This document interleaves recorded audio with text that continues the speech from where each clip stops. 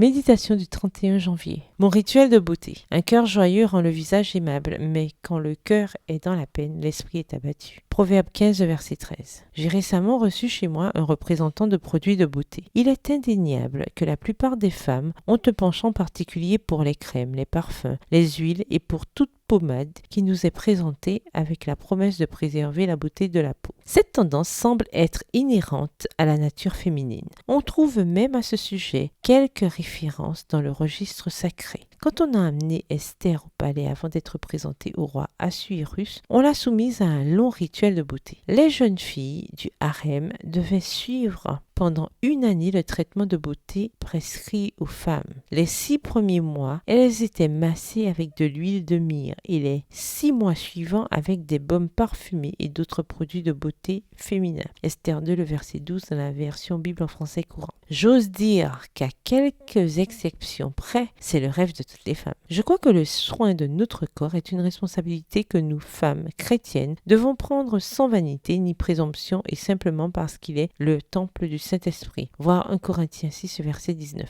Mais les crèmes et les parfums ne sont qu'une partie de la trousse de toilette d'une femme. Et la beauté du visage ne dépend pas que des produits cosmétiques. Le visage est aussi une expression du soin de notre âme. Un beau visage n'est pas celui qui a le moins de rides, mais celui qui exprime la paix, la reconnaissance et le contentement. Avoir un rituel de beauté pour l'âme doit être une priorité quotidienne. Alors, notre âme est rafraîchie. Nos traits de caractère sont adoucis par l'huile du Saint-Esprit et les émotions ainsi que les sentiments sont soumis à la volonté de Dieu. Maintenant, avant que vous ne commenciez vos activités, premièrement, joignez-vous aux louanges que chante la nature. Réjouissez-vous au lever du soleil, respirez profondément et remerciez pour la vie. Deuxièmement, méditez les promesses de Dieu. Elles vous donneront la force d'affronter les difficultés quotidiennes et de ne pas tomber dans le découragement. Troisièmement, imitez les oiseaux qui, non seulement chantent à l'aube, mais qui, avec une énergie nouvelle, partent aussi à la quête de leur subsistance quotidienne. Faites la même chose et efforcez-vous. Les choses ne tombent pas du ciel, mais s'obtiennent au prix du travail. Quatrièmement, à la tombée de la nuit, méditez sur les bénédictions reçues et remerciez Dieu pour elles. La reconnaissance produit le contentement. Celui qui est reconnaissant et joyeux a un sommeil doux et réparateur. Et cinquièmement, cher ami, vous profiterez de la vie quand vous sentirez la puissance de Dieu agir dans la vôtre. Vous serez une femme que la puissance de Dieu embellira. Bonne journée et que l'Éternel vous bénisse.